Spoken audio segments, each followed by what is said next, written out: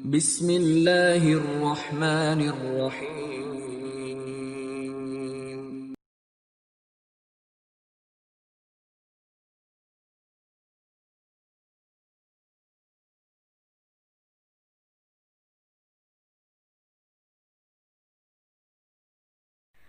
Assalamualaikum warahmatullahi wabarakatuh.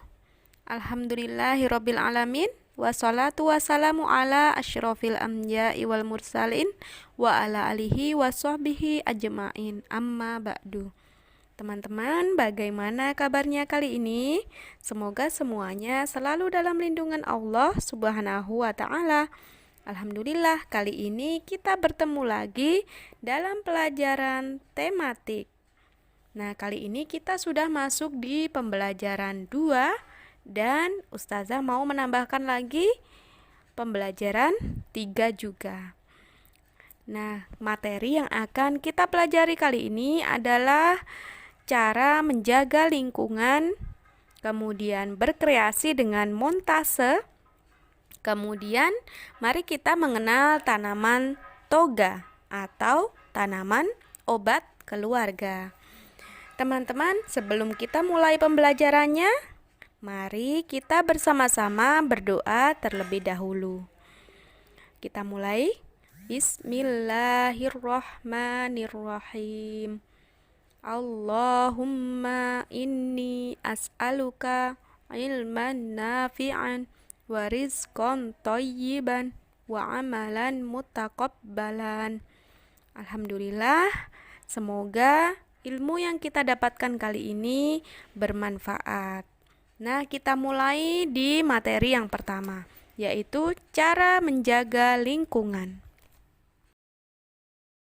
Dari jurnal security.com, lingkungan bersih adalah lingkungan yang bebas dari polusi udara, polusi air, dan suasana sejuk segar. Manfaat dari menjaga lingkungan ini sangatlah baik bagi kesehatan hidup manusia, serta dapat menjadi penyeimbang antar makhluk hidup.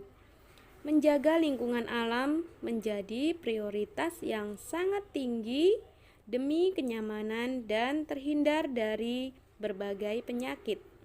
Beberapa penyakit yang disebabkan oleh lingkungan yang kotor seperti malaria, diare, dan masih banyak lagi.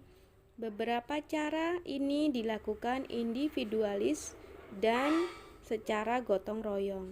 Mari kita simak caranya. Yang pertama adalah membuang sampah pada tempatnya. Membuang sampah tidak pada tempatnya membuat lingkungan menjadi kotor dan terdapat berbagai penyakit. Oleh sebab itu, menjaga kebersihan sangatlah penting, yakni dengan membuang sampah pada tempatnya. Tidak membuang sampah di sungai dan selokan yang membuat aliran air tidak lancar. Berikutnya atau yang kedua adalah hindari tebang liar. Sebisa mungkin menghindari penebangan hutan liar secara membabi buta dan dapat mengakibatkan gundulnya hutan. Karena dengan gundulnya hutan dapat mengakibatkan tanah longsor dan lain-lain. Cara mengatasinya yakni dengan melakukan tebang pilih dan selalu melakukan penanaman hutan kembali atau reboisasi untuk mengganti hutan yang ditebang. Dengan adanya reboisasi, hutan akan terjaga dan lingkungan asri pun juga terjaga. Yang ketiga, membersihkan lingkungan setiap hari. Membersihkan lingkungan memang sangatlah penting, karena dengan bersihnya lingkungan, dampak positifnya yakni terhindar dari berbagai penyakit. Lingkungan mencakup banyak aspek, antara lain lingkungan alam, lingkungan sekolah, dan lingkungan rumah. Semuanya sama-sama sangat penting untuk menjaganya. Oleh sebab itu, butuh kerjasama dan kerja bakti untuk membersihkan suatu lingkungan secara maksimal. Yang keempat, tidak merusak tanaman sekitar. Merusak berbeda dengan menata ulang. Pada poin ini dilarang merusak tanaman sekitar, yakni tanaman yang tidak mengganggu aktivitas sehari-hari dan bisa bermanfaat. Dengan selalu menjaga dan merawat tanaman, maka tindakan kita ini termasuk menjaga lingkungan alam. Pada hakikatnya, tanaman-tanaman ini sangat bermanfaat sebagai penyerapan karbon dioksida dan mengeluarkan oksigen yang cukup untuk manusia. Berikutnya yang kelima, tidak membuang bahan kimia di aliran sungai. Membuang bahan kimia di aliran sungai membuat aktivitas dan ekosistem sungai menjadi rusak dan tercemar. Seperti yang kita ketahui juga bahwa membuang limbah ke aliran sungai menyebabkan sungai dan sekitarnya menjadi bau. Ini yang menyebabkan hilangnya keasrian ekosistem sungai. Oleh sebab itu, hindari semaksimal mungkin pembuangan limbah ke aliran sungai. Yang keenam, menanam kembali hutan yang gundul.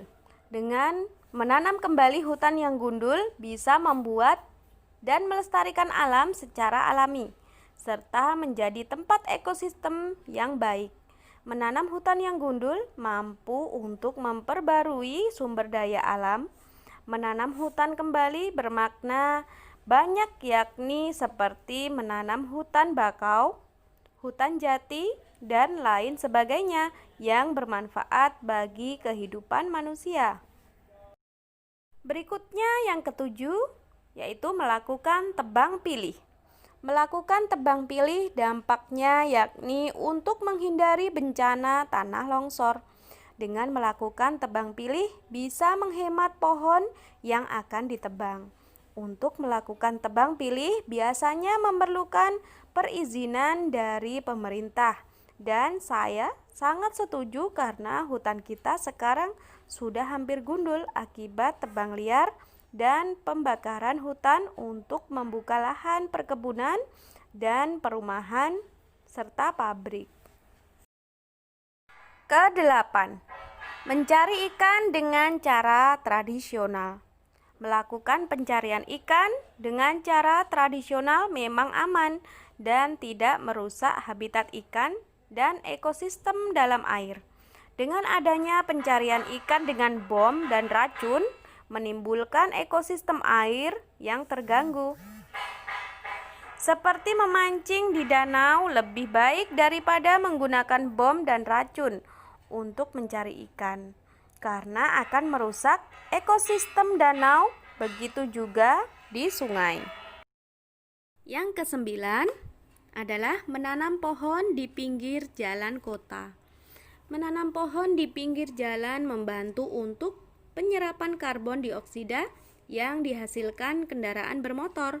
Dengan begitu akan sedikit mengurangi efek asap kendaraan bermotor yang dapat menimbulkan suatu penyakit.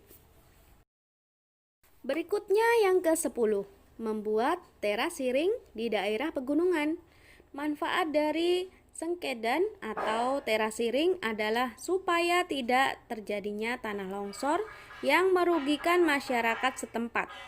Dan dengan adanya terasiring juga membuat para petani merasa aman karena sawahnya tidak mudah terkena longsor. Dan yang terakhir atau yang ke-11 adalah mengurangi penggunaan asap kimia. Asap kimia yang dimaksud yakni asap rokok, asap pabrik, dan lain-lain yang mengakibatkan banyaknya karbon dioksida yang mengancam keasrian alam. Nah, itu tadi teman-teman cara menjaga lingkungan. Ada 11 poin di situ tadi ya. Cara menjaga lingkungan kita supaya tetap asri, tetap bersih, bisa kita manfaatkan untuk masa depan. Nah, materi yang berikutnya adalah berkreasi dengan montase. Apakah yang dimaksud dengan montase? Pernahkah kalian membuat montase? Di manakah kalian pernah melihat karya montase? Gambar montase adalah gambar yang dibuat dengan cara menggabungkan beberapa gambar jadi atau foto yang diambil dari media cetak. Kemudian gambar-gambar jadi itu dipadukan hingga menghasilkan satu gambar baru. Gambar untuk membuat montase dapat diambil dari majalah, koran, atau media cetak bekas lainnya. Perhatikan langkah-langkah membuat montase berikut ini. Alat dan bahan. Siapkan gambar-gambar yang sudah dipilih.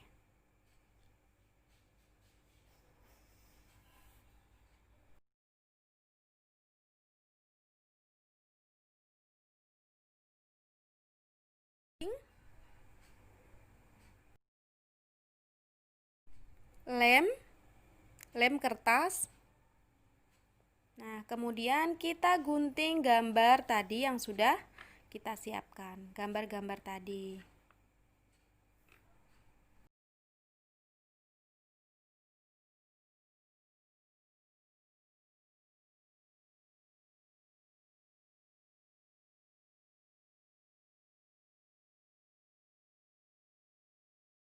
Gunting gambar yang lainnya juga.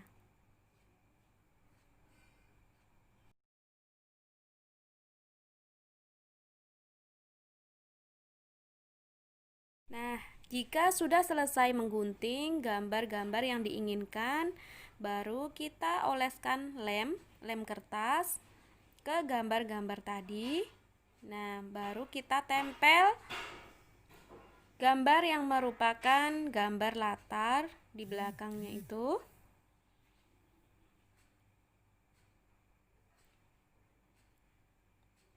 Nah, sudah. Kemudian gambar yang lainnya juga kita tempelkan.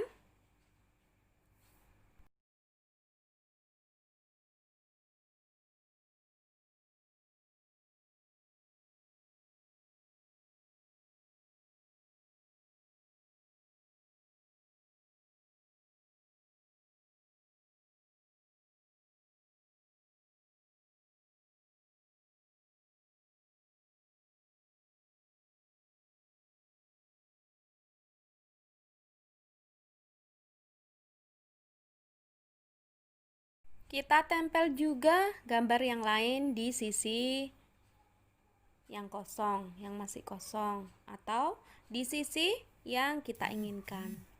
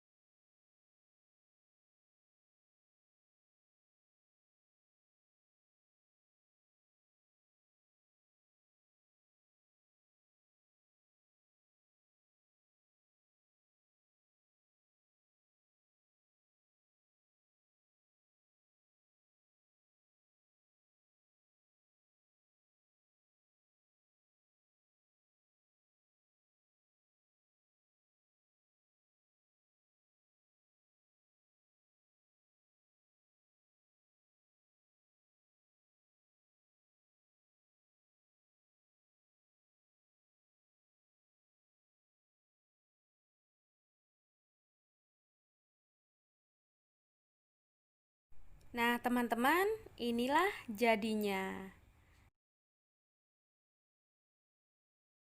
Bagaimana teman-teman? Sudah tahu kan bagaimana cara membuat karya seni montase? Nah, sudah tahu apa itu montase? Nah, sekarang kita lanjut ke materi berikutnya, yaitu toga, tanaman obat keluarga. Toga, tanaman obat keluarga atau disingkat toga, pada dasarnya merupakan sekumpulan tumbuhan atau tanaman yang dipetik untuk dipakai sebagai bahan pembuatan obat herbal untuk mengobati penyakit. Ada banyak penyakit yang bisa diatasi hanya dengan memanfaatkan tanaman obat keluarga karena mengandung zat tertentu yang memberikan khasiat pengobatan. Sejak zaman dahulu, tanaman obat keluarga sudah lama dipakai.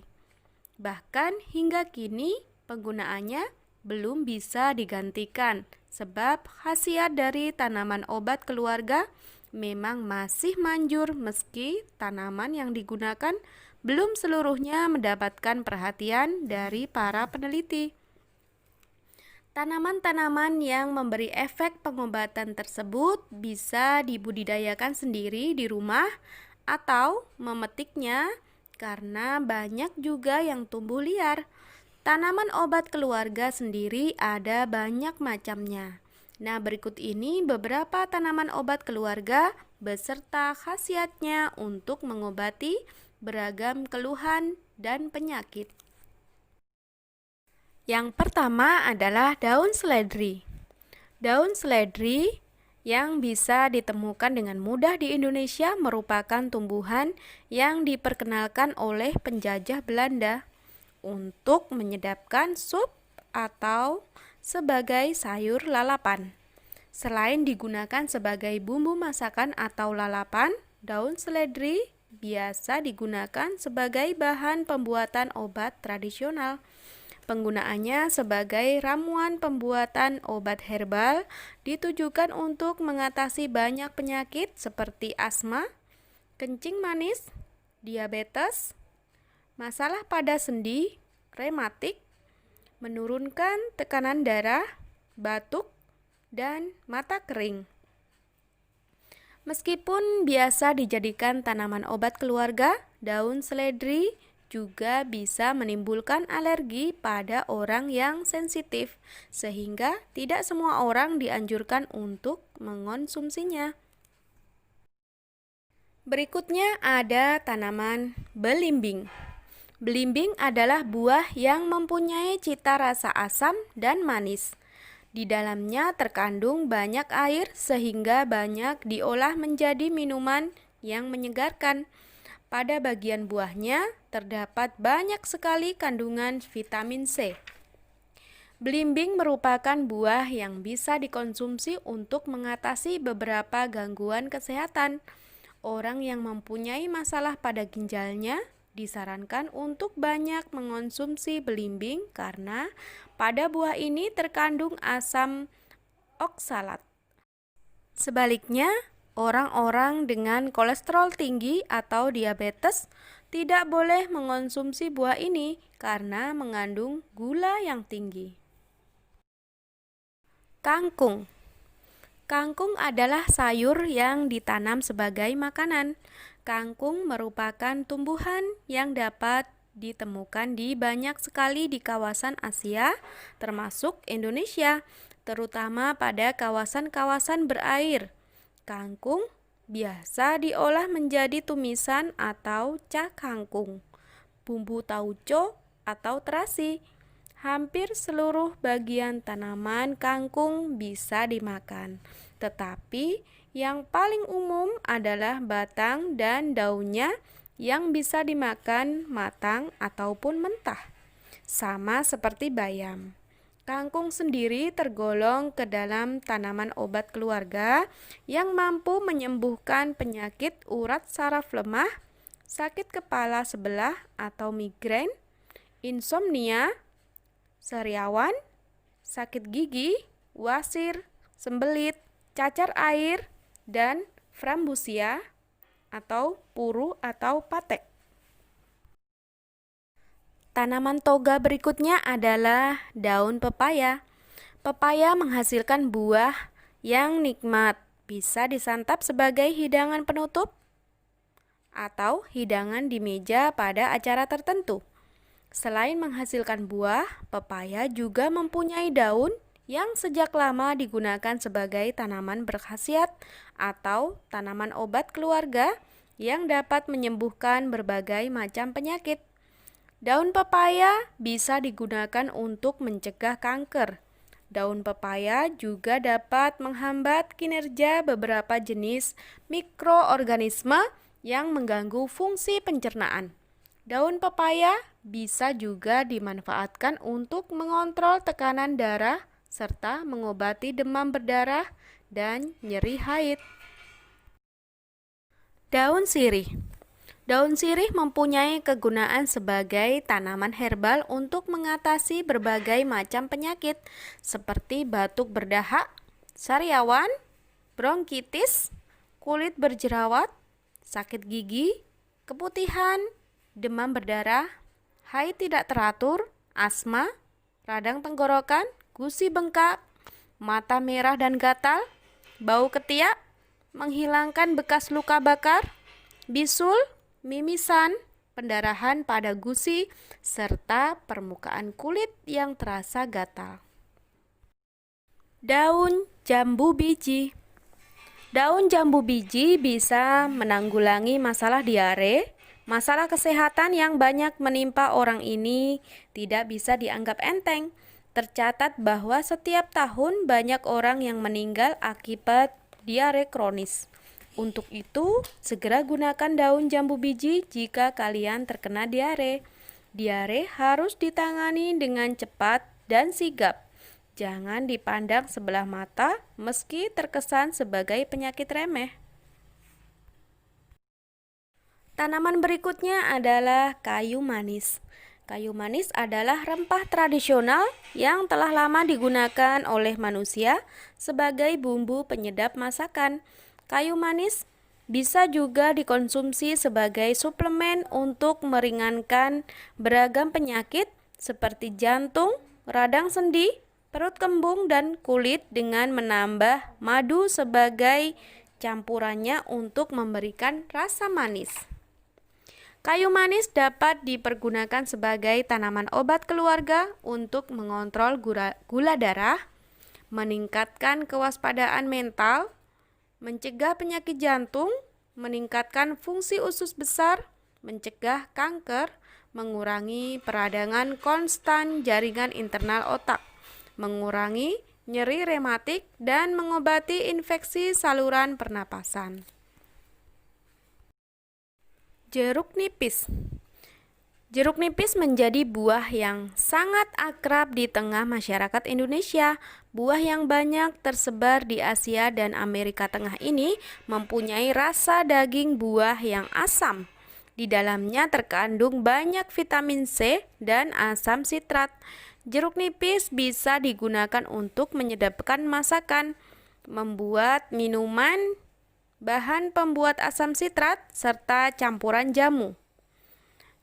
Nah, tanaman obat keluarga jeruk nipis bisa dijadikan herbal alami untuk menghilangkan sumbatan vital energi, meluruhkan dahak, mengobati batuk, meluruhkan kencing, serta mendukung proses pencernaan bekerja lebih baik.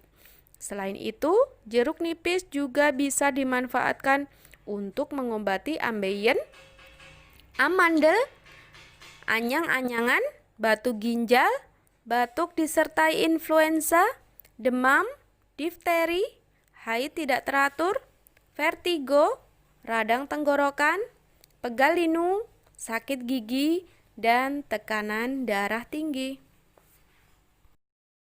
Jahe. Jahe merupakan salah satu rempah-rempah yang penting. Tanah yang digunakan untuk menanam jahe tidak boleh tergenang. Jahe memiliki banyak manfaat, antara lain untuk bumbu masak, pemberi aroma dan rasa pada makanan, dan juga dapat memberi efek rasa hangat dalam perut. Oleh karena itu, jahe juga digunakan sebagai bahan minuman penghangat tubuh. Selain itu, jahe juga banyak digunakan dalam industri obat, minyak wangi, dan jamu tradisional. Selain itu, jahe cukup dikenal di kalangan pecinta minuman herbal yang dapat menghangatkan badan saat cuaca dingin.